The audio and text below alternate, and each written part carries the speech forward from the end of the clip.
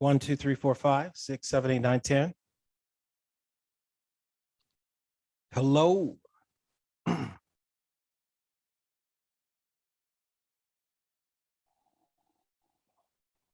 Okay, so we are episode 21. Can you believe it? Of the Tour de Todd Cycling Podcast.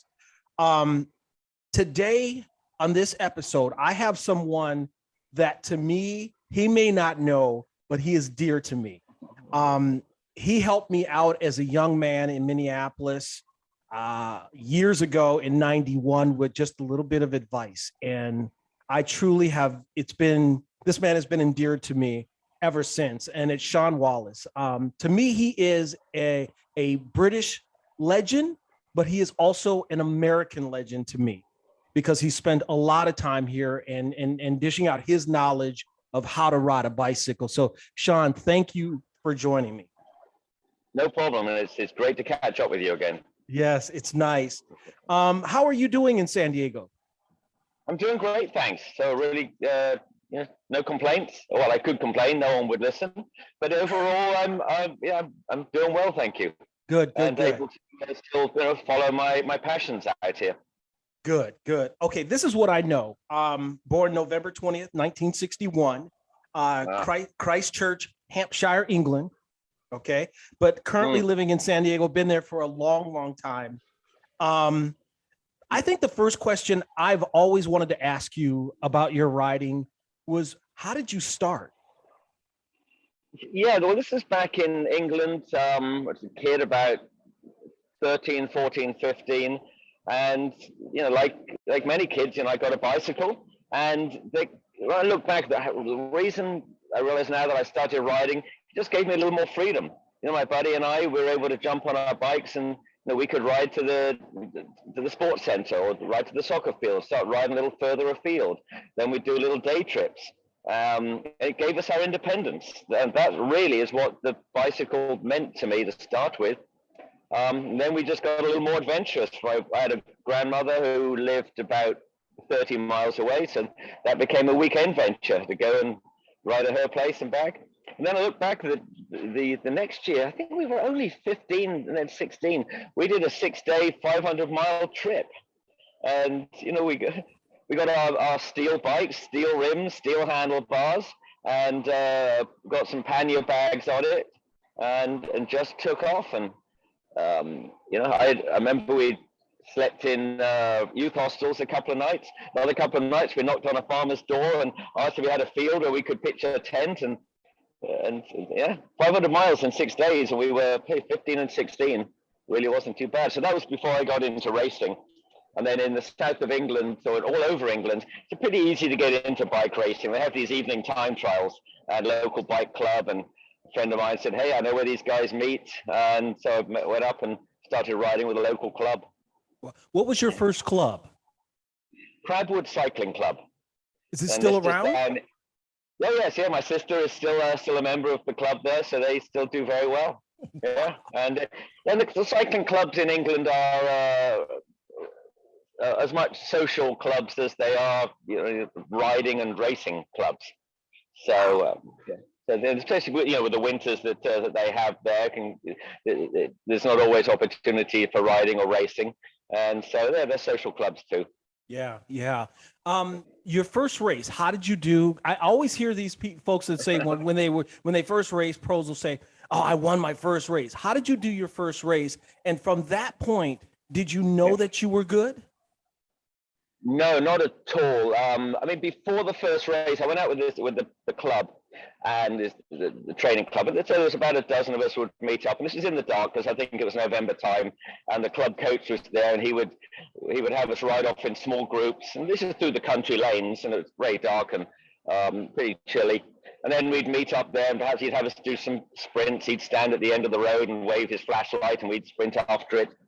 Then I remember at the last leg of the training, we'll be back to where we started, and he released us one at a time in reverse order of our abilities. And so he let me go first because I was clearly the slowest one there. I was new to it. and all the others apparently all passed me along the way. And to the point that when I got back to him at the car, he was going to be there with the hot tea. And I rolled up and he had this look on his face. He said, "Oh, I'm sorry." He says, "I've given away all the tea." He said, "I forgot you were still out there." Oh man! And I felt, I remember this. I felt bad for him, and I said, "Yeah." I said, "I don't think I'm very good at this." He came back and he said, "Yeah." He said, I don't think you're really cut out to be a bike racer." Little did he know.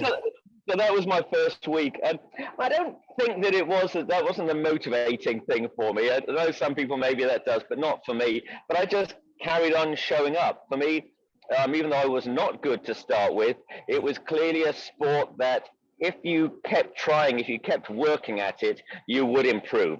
Yeah. And that's all that I was looking for. There seemed to be so many other sports that I really wasn't getting anywhere with. I tried. I see now in my build, I clearly wasn't suited for cross-country running that I was doing, or soccer and cricket and rugby. My eye-hand coordination just wasn't good enough. The cycling was something that I could get into, something I enjoyed, and it was something where the hard work that I didn't mind putting in would pay off. Wow, not bad. How did you do once you started racing? How did you do going up to the point where you're at 18 years old and would eventually go on to be a senior racer, an elite racer here would be in the United States? How did you do as a junior? As a junior, I mean, at the time it seemed like I was really struggling, and I was not doing well. But in retrospect, I look back at some of my junior performances and early senior performance, and it's like, wow, I was good. But I didn't realize it. This is something I find very interesting. At the time, I would have said, yeah, I'm struggling every step of the way. I don't have too much talent. I'm making up for it with hard work and ingenuity. And it's just taken me years. Yeah, but in retrospect, very, very different. So, yeah, my father was supportive of me. I'm very appreciative of that. And they would drive me around to the track races in England. We had a couple of tracks in England, in the south of England, near where I lived. Yeah. And then there was another one in Bournemouth, another one in Portsmouth, each about 30 miles away. When I say tracks, these were, the one in Bournemouth, you wouldn't even know you were on a bicycle track. It was a path around a cricket pitch. Wow. But on Wednesday nights, they'd have bike racing there and we'd show up. And I mean, literally, if you came off at one point, you would end up in a duck pond. And so there was no fence. It was, on the outside, all there was the occasional park bench. And so, but we'd go around to these tracks, and I clearly had quite a good aptitude for the track, and I learned quickly as far as the tactics were concerned.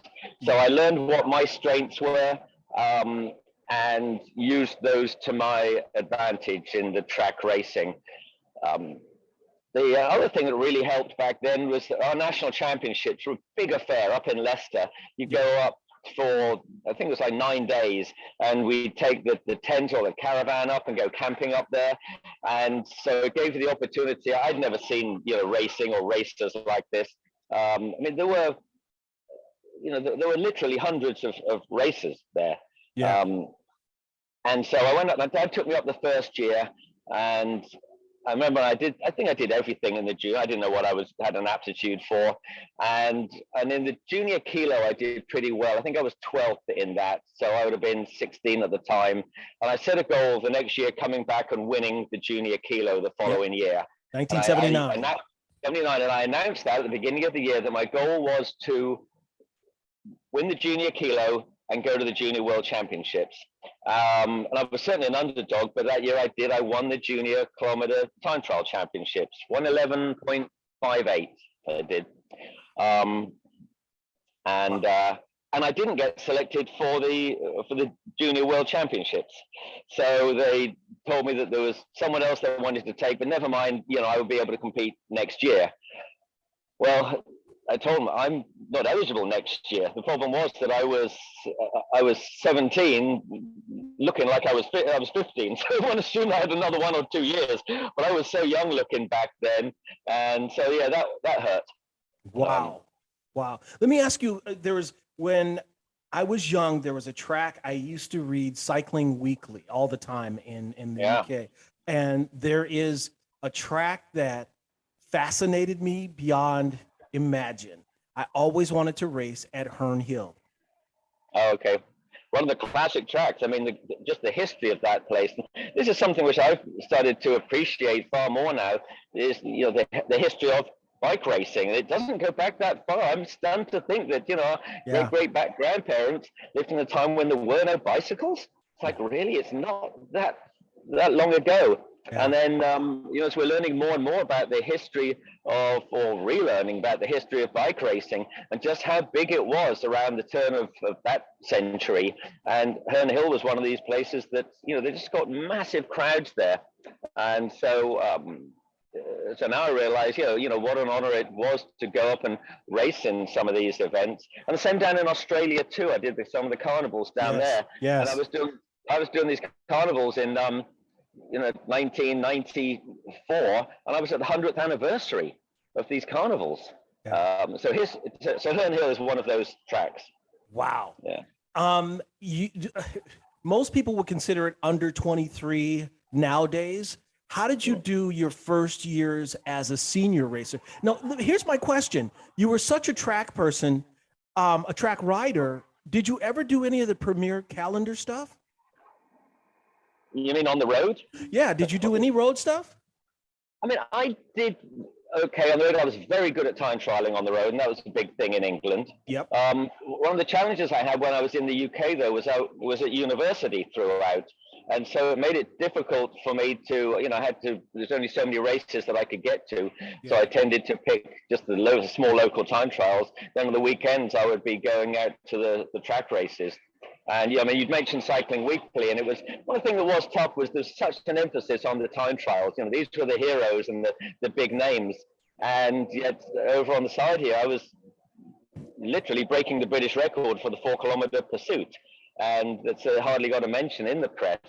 And so that was one of the other challenges I got. One is no one early on looked and said, "Wow, that's Shaun Wallace. He's going to be a professional cyclist. This guy's going to be good." If anyone did think that, they never said it. And then the other one was when I did finally, win medals at World Championships. It was Shaun who is this guy, and what's his connection to England? Because unless you had been there at the track racing and seen me race, I wasn't someone that the media had picked up on and whose career that they were following. And it was for a variety of reasons. So. How was the British, was the BCF at the time? Am I wrong? Yeah, correct. Yeah. Okay. How was the national team set up then? I don't think it definitely didn't have as much money as it has now. So what were they looking for you to do track stuff, or did you even get a chance to ride with them at that time? Yeah, I mean, there was no money that was available back then. So there was a national team, a national squad, and I'm sure they did what they could with the money that they had. I remember one year, I think our national team training for the World Championships was 5 weekends at Leicester, and of those 10 days, 7 of them got rained out. So that was one of the other challenges, just the rain and the weather in England, trying to be a track cyclist in a country where there's a lot of rain. So that was pretty tough. So, when I say I didn't get much support, then, they didn't have the support to give. That was it. And then at quite an early age, I came over here to Trexlertown and, caught a dream there. And so I became, I did my own thing from quite an early age. Well, how old were you when you came over to T-Town? Because that's where you basically based yourself for a very long time and tore up the track there.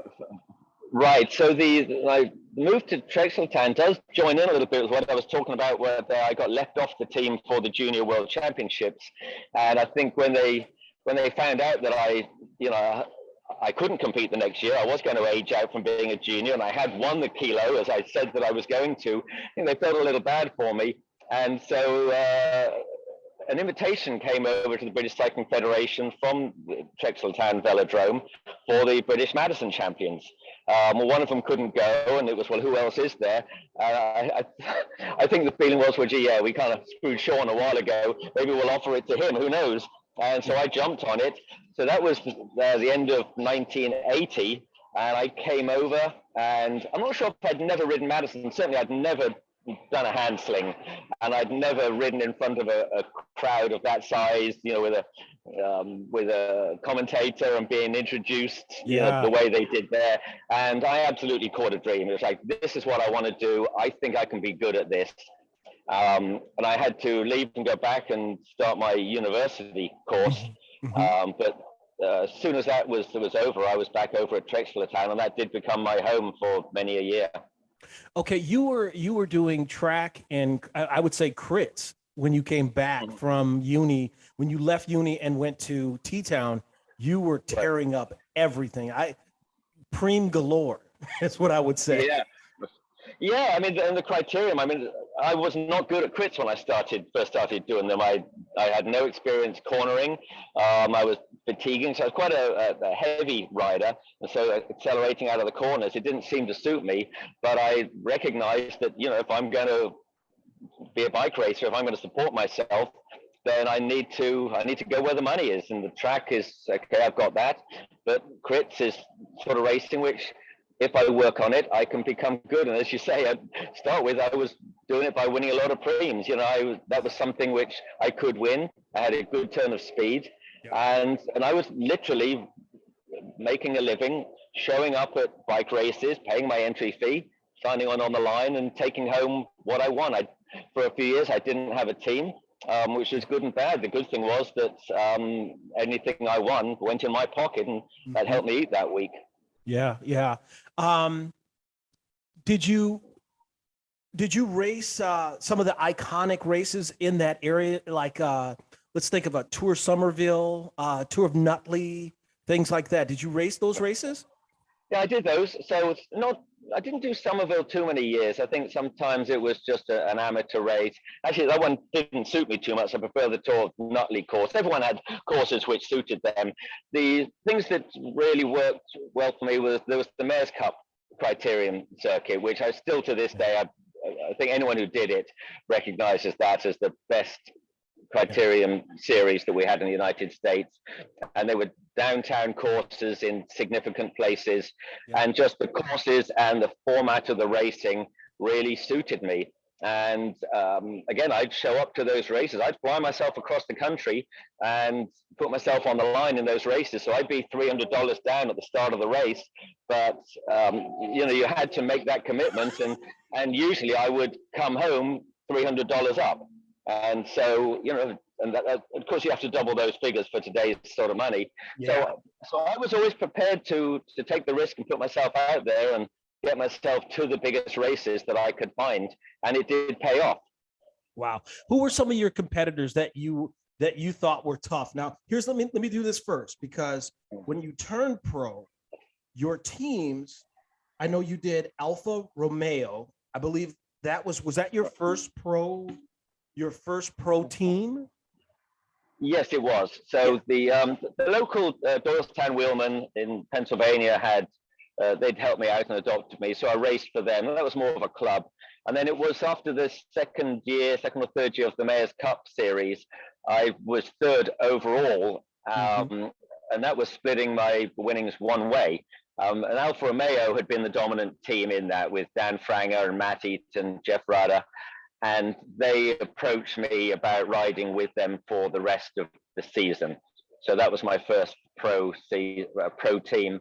Now, of course, it meant I was splitting the money with those guys, and so I don't think I didn't work out any better from it. In fact, in the Mayor's Cup, I'm glad that I raced it on my own, because I split what today would be, I think it would be about $25,000 in today's money. I split that one way, and I had some expenses, but nowhere close to that. But then I raced with Alfa Romeo. And the advantage to that through the rest of the year was then I was winning races, whereas beforehand I had been picking up a lot of preems, picking up thirds, fourths, fifths, doing well on that financially, but I wasn't getting the wins. So with Alfa Romeo, now I had a team I had to win, firstly because they were covering my expenses, and I had guys helping me in the races. So and I really enjoyed that. That was the first time I raced on a team, and I was part of something more than just myself. Yeah. Okay. So it was Alfa Romeo 87. 88 was Sunk Young SKC. I might have destroyed that. 89 is when I remember meeting you. I think I met you my first time.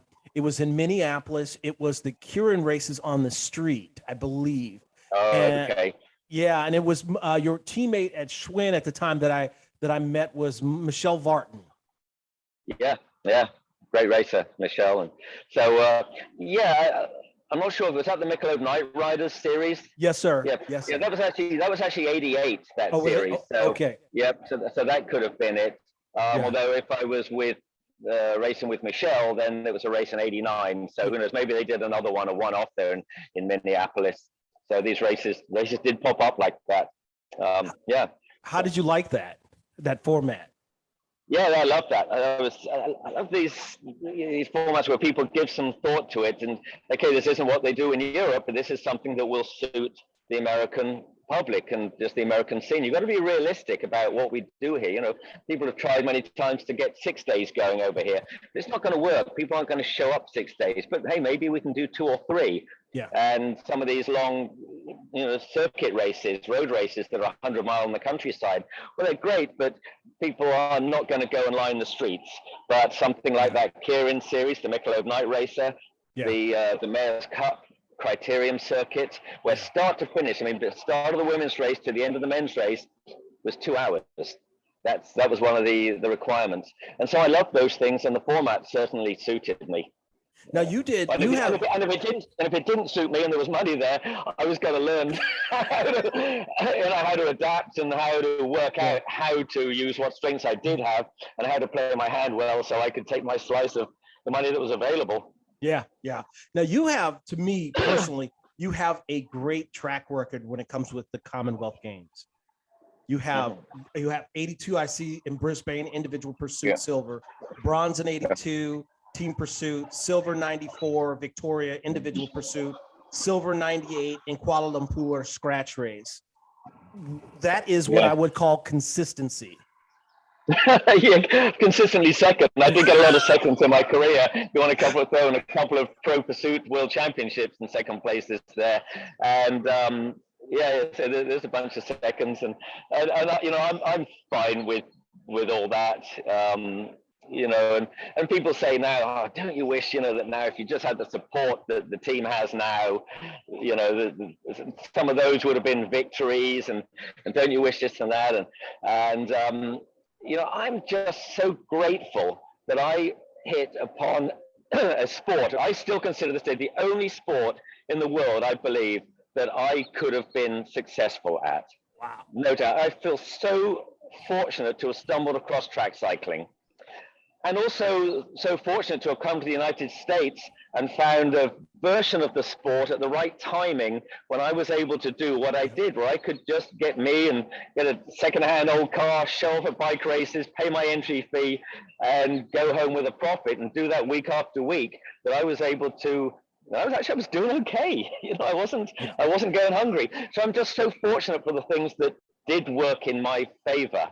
Yeah. And if I end up with, the second place is, sometimes they hurt, but for me, most of those seconds were such tremendous successes. The fact that, Shaun Wallace made the podium in the pro pursuit, I stunned myself with that. And so that's what I look back on. The fact that, I didn't win them. It would have been nice to win, but I'm well over that.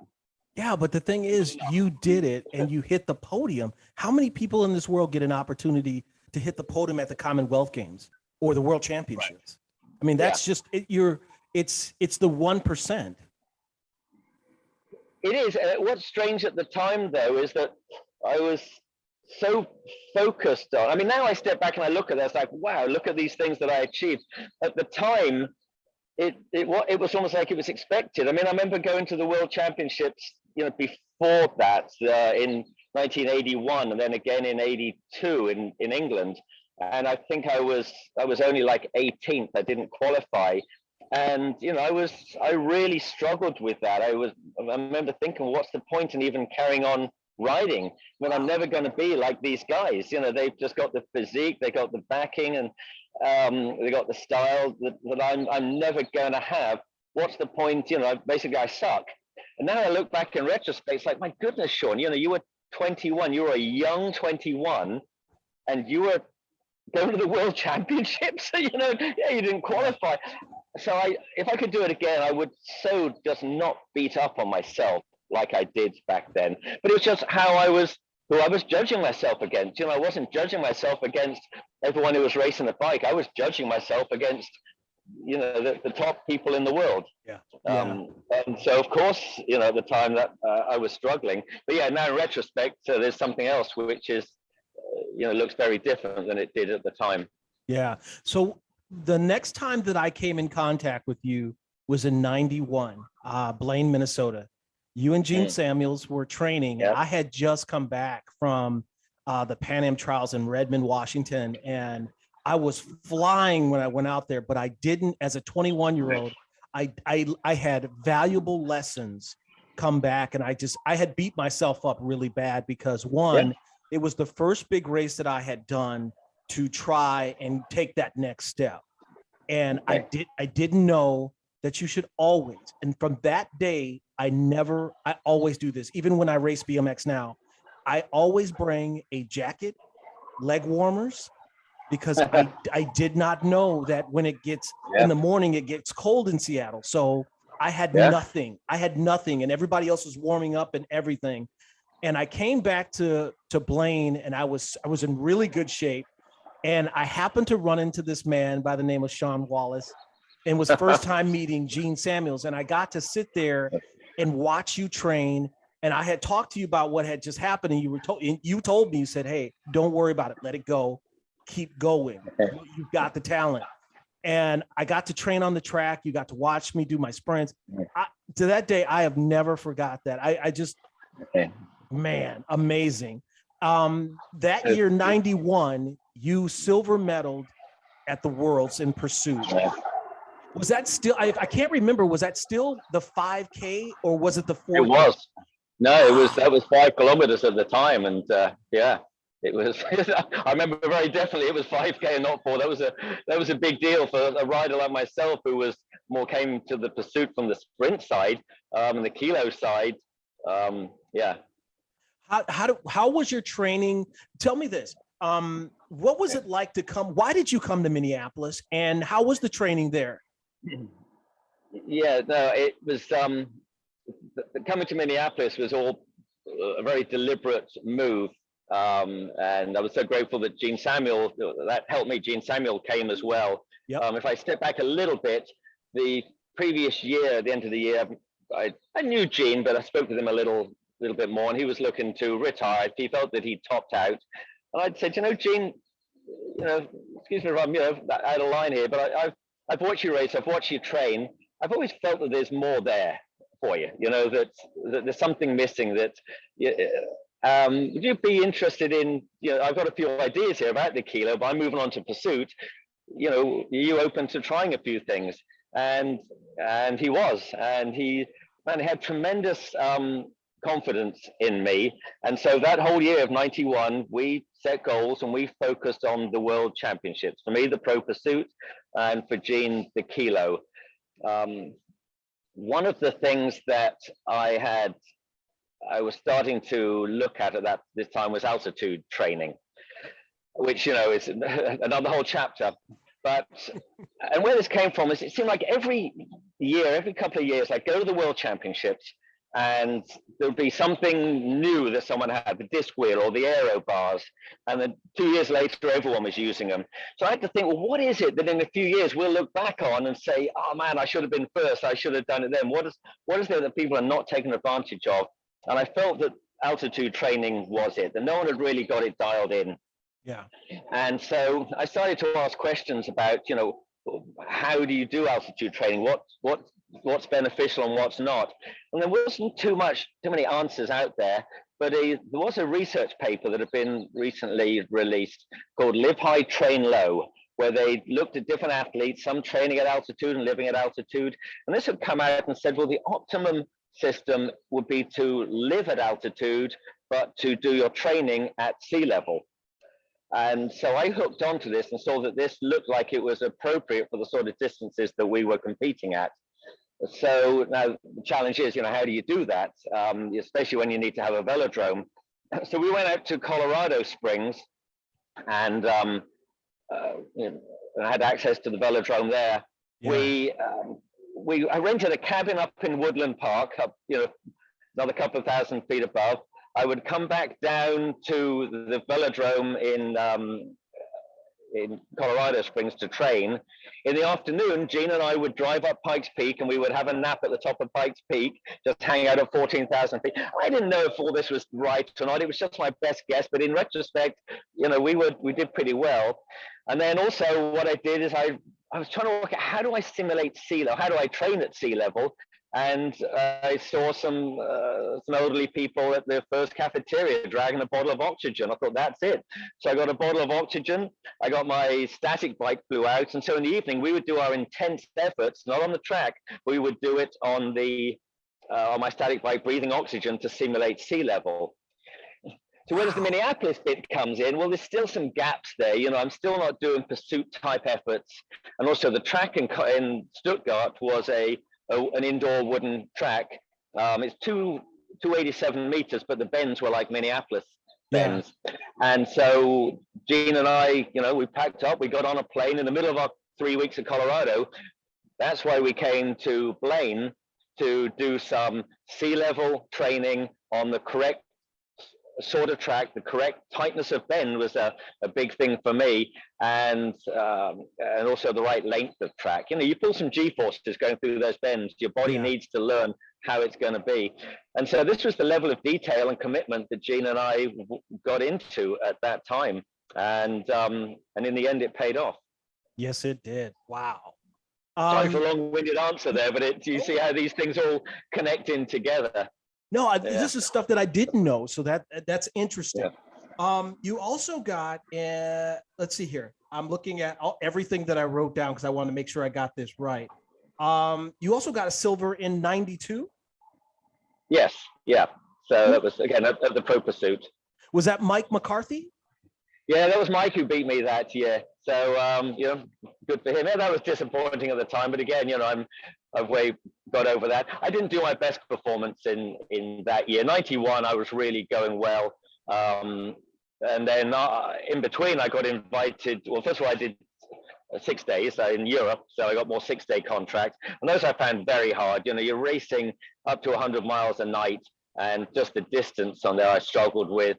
But again, I'm looking back, I'm so honored to have been part of such an historical part of cycling. Now I see, how big those were in the history of 6 days. I'm so honored that I actually got to be a professional 6-day racer. Yeah.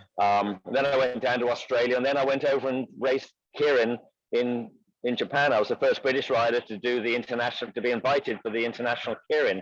And again, that was such an honor to be invited there. Yeah. And so, but between those, I was struggling when I came back to the States in, I think, early June, to get the sort of form that I needed for the 5K pursuit. But again, I medaled there. I was very pleased with that. Yeah. Okay. I want to step back a little bit because I can't let you gloss over something because you did. Okay. So the 6 days, you did quite a bit. I always hear that you say your best 6-day was Moscow. The best performance was, yes, I think so. I'm not sure where we finished in the end. There was a big rearrangement in the last marathon. But coming into that, the last race, I think Tommy Armstrong and I were running 4th place. It was just the racing there suited us. It was a little more sort of heads up racing, if you could win, you could win, rather than in some of the chases right now, the long marathons. It was, it just took a lot of knowledge and skill of how to take the laps and whose wheel to be on. And I wasn't a regular on the 6-day scene. I was doing maybe every other one. And so, things were happening which I didn't expect them to be going and taking off and taking a double lap. And now I'm 2 laps down. And also, to be honest, some of these guys are just so fast. What did you think of once you got there? What did it reach its standard of what you thought it would be? Because it all seems so, at times, a bit political on who can go do what. Yeah. But at the same time, you're looking at some of the greatest track riders that you could possibly find on this planet. No, absolutely. It is. It's a political press. That's the word for it. There are, well, one thing I would say is the people who win the 6 days, it's the best riders are there racing them, and the best riders are winning. So this is nothing that's staged or anything like that. But it is there for entertainment as well. So you are expected to race in a manner which is, is good for the people to watch. And you get the Dernies that are there, and when the Dernies are on, the crowds come, and even the cyclists, we're standing up watching, and I'm, looking, well, there's Etienne de Wilde, and there's only 6 laps to go, and man, you'd think he'd be winning this race, but he's half a lap down, and I think he's planning on winning it, but I think he's blown it. I'm watching him go around, and man, he come in, it's like, God, he's going to get this so close, but he's not going to do it. And there he comes over, and just down the final straightaway, he just edges into the lead. Crowds on their feet screaming, bang their beer glasses together. And what a great scene that is. Wow. And it's great entertainment. It's a great sport, but boy, is it hard. Wow. Wow. Yeah. There's one that a lot of Americans, I'm not sure they see it in the Olympics, but they don't understand the origin of it. And you got to do it. That's the Keirin racing. Can you talk to me about being able to be the first British person to go over and do that racing in Japan? And the history of it is very important, because most people, I think, they just see it at the Olympics, the Worlds, and they think, oh, it's Keirin racing.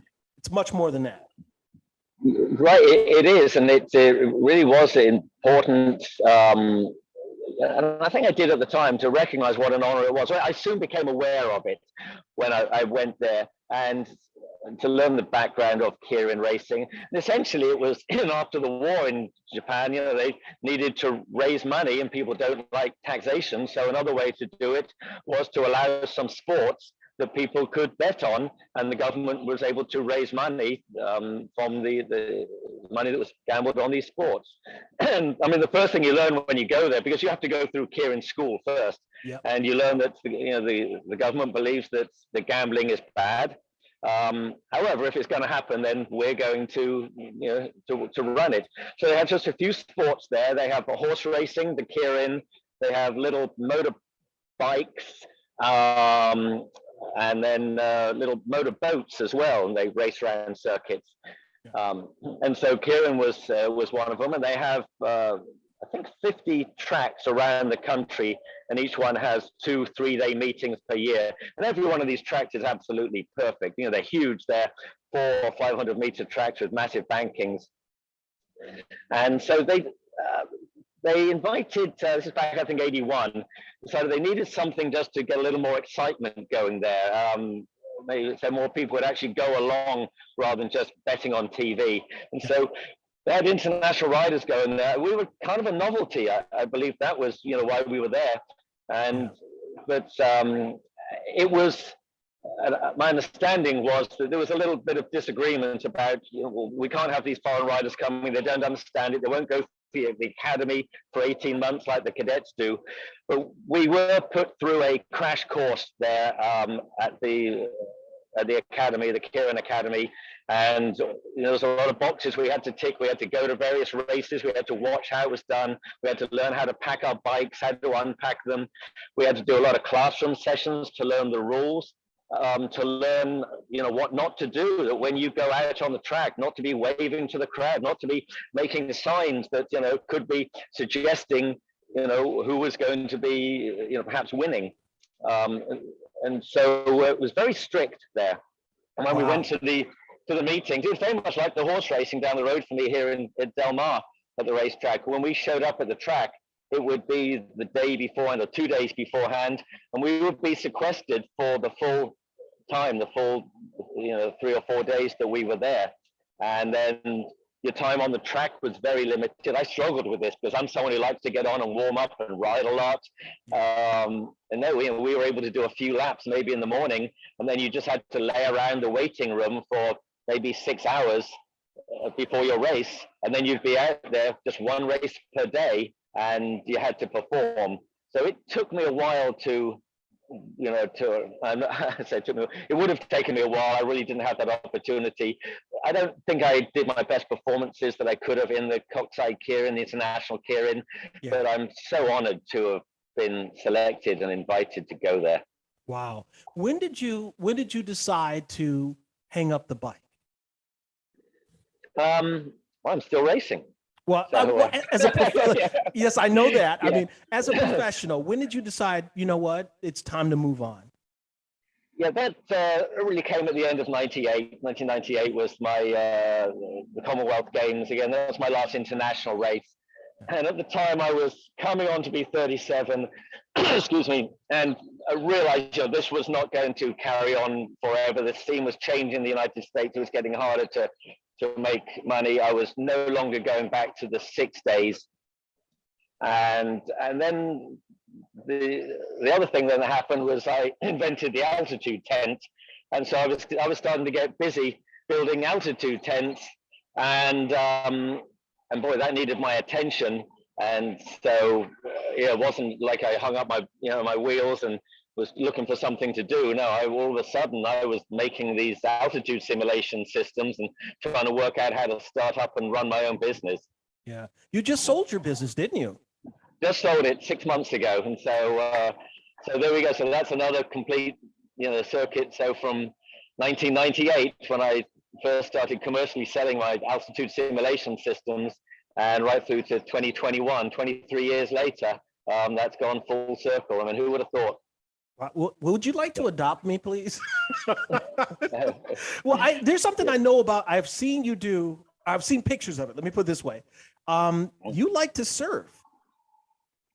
I do. I'm not very good at surfing, but when the conditions are just right, then I will get out on my stand-up paddle board. Again, there's something which, I'm not too comfortable in the water. It was not something which I was like, hey, I'm going to go to San Diego and learn how to surf. But when I was out here riding up and down the coast and looking out, it's like, that looks pretty neat. And there were some days when it's probably like now, when it's calm water and not a ripple in the sea. I think, that looks pretty cool. So, I got myself aboard and went down and learned how to do it. Yeah, and something which I never saw coming, and now is a significant part of my life. I enjoy it. Wow. Okay, so I want to make sure everybody knows that you actually are still involved in racing. You actually hold training sessions at the San Diego Velodrome. Yeah, I still go down there. I still train. I'm part of the racing scene down there. Yep. And now that, as you mentioned, I sold my company, I've got a little more time. One of the things I want to do is get back into helping the velodrome here. That was something which, when I came out to San Diego, I recognized that I can help this scene here. They had a track here. I don't know if everyone's familiar with the San Diego Velodrome. I share pictures of it. Yep. And it's an outdoor 333 track. It doesn't look like anything special. People were a bit down on it, that it was perhaps a little tatty, a little bumpy. Nothing too much went on. But for me, having raced at over 100 velodromes around the world, seeing what was important, what wasn't, for me, I saw a very different San Diego Velodrome. I saw a track which was a pleasant place to be. It was in a park. It was just nice, even if you were just there waiting around or watching. It was very pleasant. And when I learned how it was operated, the city owns the facility, but the San Diego Velodrome Association has the exclusive rights to run it, and pretty much has the keys to the gate. And so accessibility is very high for our velodrome. And for me, that was something that was important, that riders, members of the club, could just go down and open up the gate and get on and train. And if the organization wanted to put on races, they could put on bike races. And to me, those were the things that were far more important than whether the surface had a few bumps in it or whether it had a roof and what length it was. And the other thing I noticed is that the riders at San Diego always pretty much got on with each other, and there was a good community spirit there.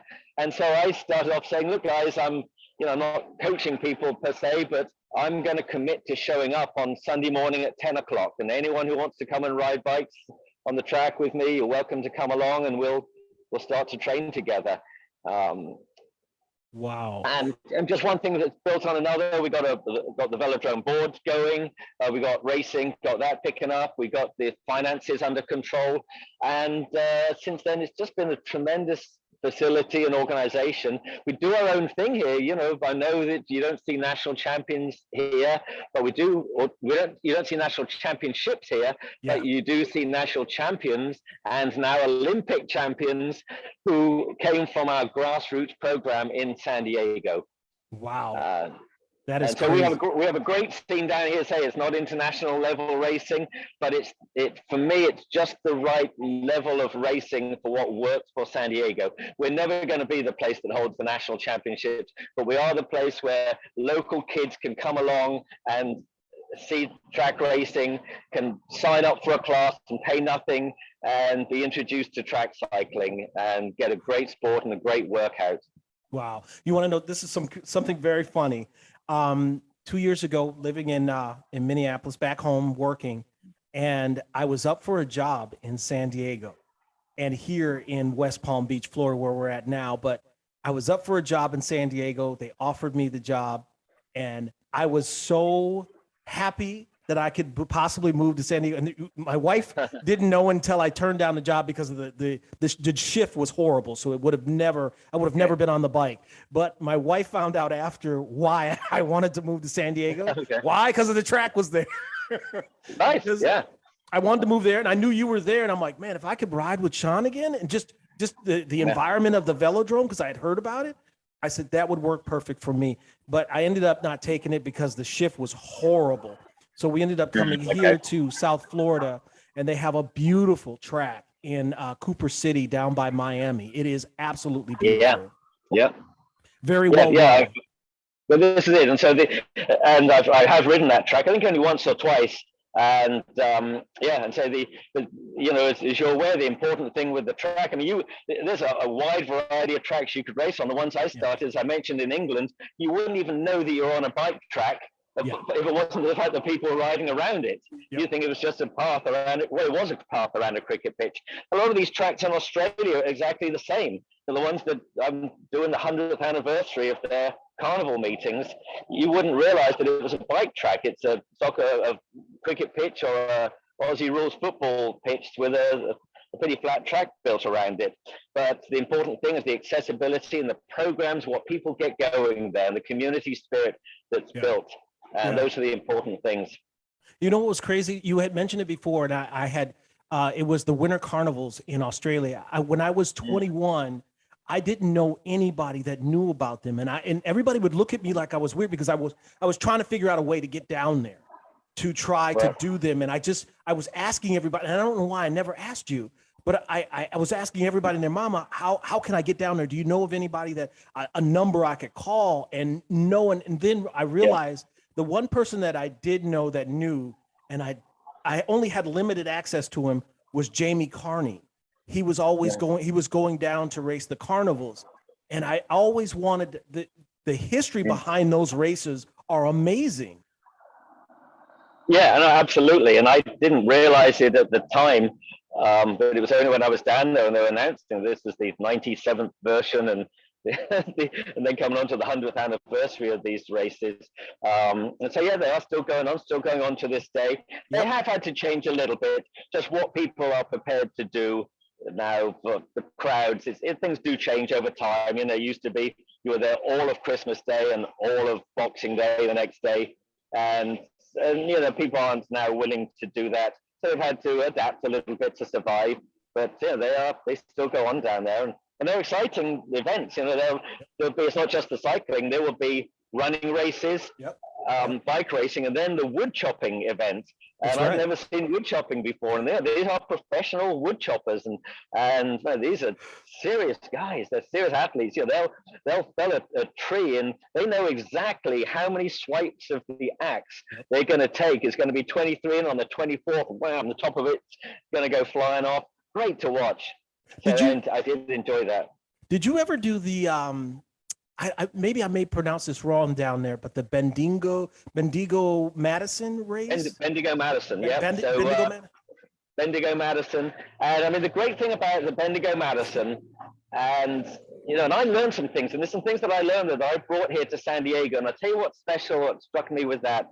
was here. One is the track. Again, it's not an oval. It's a strange shaped track. It's a D shape, if anything, really flat. Around, I think they play Aussie rules football in there, maybe cricket as well.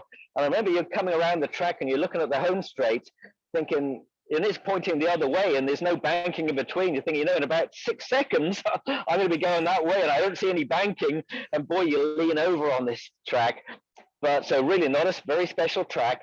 About 100 miles Bendigo is out from Melbourne, so it's a fair drive from anywhere else. But they put on this 2-day Madison, and the stands are absolutely packed. There are people hanging off the rafters, the light poles, just 6 deep watching the race. And at a 2-day Madison they have, and this is something which I put on some Madisons here in San Diego, and we're going to do it again. And this is one of the ones that I modeled it after, because this is a great example that you know, the things that are important, and it's not the track, it's what you put on and how exciting the races are. I mean, the first races that I came over to Trexlertown for, that I mentioned back in 1980, Madison Cup. Again, some things that I picked from there, brilliantly run. What a great program. And there's elements of that which stuck with me. And so when we do our races here in San Diego, we're going to do it again. We're going to do probably a 2-day Madison, and it'll be like the Bendigo Madison and like the ones in Trexlertown. Wow, that is pretty cool. Fantastic. Yeah. Yes. And well, one thing, if I could say, you mentioned how you always wanted to go down to the carnivals and hadn't been able to. And I did have the opportunity to go down there. One thing I do want people to know is that a lot of the time, if people ask you what was a thing that made me successful, I was able to do, some of these different things, the 6 days and racing in America and wherever else. A lot of it, the thing that one of the quality that I had and what everyone has is I was prepared to just get on a plane and show up. When I went to 6 days, I mean, I remember I turned up in Ghent. I didn't know anything. I stayed in a hotel the one night and then made friends the next day and found somewhere to stay. Coming over here to the States, coming out to California. I remember Gene Samuel and I once got on a plane down into Ecuador, and we hadn't been able to make contact with whoever said they were going to invite us down for the opening of the velodrome in Quito. So we decided that we would get on the plane anyhow. So we got off. I think it was my first time in South America. We got off the plane in this continent we'd never been to, and there's Gene and I with our bags and our bikes, and thinking, well, okay, I'm not sure what happens next, but we're here, and things worked out great. So, yeah. So it was kind of a little bit, in Australia. Later on in my career, I was getting invited to places, but to start with, I was just showing up, and that was it. So did you enjoy the racing in Australia? Overall, I did. It was tough. I must say that I got, I do these carnivals down there. They're a tough bunch. I mean, the track cyclists down there, they're very good. They're very tough. They're racing like their next meal depends on it. And there was me, a very young British rider. I was the only international rider who didn't know the ropes, didn't know how things worked out, the combines, they call them, how they're working together for their mutual benefit. I didn't know any of that, and I was on my own, but I was also a threat. I realize now that, the reason they made things tough on me, that I was a threat. I had a good turn of speed, and I was soon learning the racing. So it was I had a pretty tough first couple of years there, but things did get better over time. And I certainly enjoyed my time down there. Wow, not bad. Last question here. I want to ask you this. Do you think that you got everything that you could out of your career? Oh, my goodness, yeah. I mean, if there's one question that I can answer emphatically, it's absolutely. I mean, I look back and see the things that I did, that I achieved. And it's the mere fact that for 15 years, all my income was from racing my bike. I never considered myself particularly talented. I had a great gift. I certainly don't have the physique for it. Just I see pictures of myself on a pursuit bike. I mean, just being able to look good on a pursuit bike, for me, was just a huge achievement to be somewhat aerodynamic. And so the fact that I was able to so for 15 years, all my income came just from racing my bike. It gave the opportunity for me to travel around the world, to, I mean, go to Olympics, not just once, but twice. So it just blows my mind that I was able to do that. And, I'm so grateful for the timings that things that did go my way, that I were fortunate. Things that you just never realize at the time, that invitation that I got invited to Trexler Town, because perhaps they felt bad that they hadn't sent me to Junior Worlds, and, the right time, right place. But I did put myself in the arena. That was the one thing that I did well. Yeah. And so, oh yeah, there was nothing more that I could have, eked out of my time as a professional cyclist. Wow. Thank you, Shaun Wallace. I greatly appreciate you giving me the time, man. This has been a treat to me. It's so great to be able to see you again, to be able to catch up with you. I hope we're able to do it in person before too long. We'll be back on planes, there'll be races. Hey, if there's anything here going on in San Diego, we're going to have some races. We're going to have a good scene. Be sure to bring your track bike. You got it, man. Thank you. Okay, good to speak with you. Have a blessed one. Bye-bye. Bye-bye.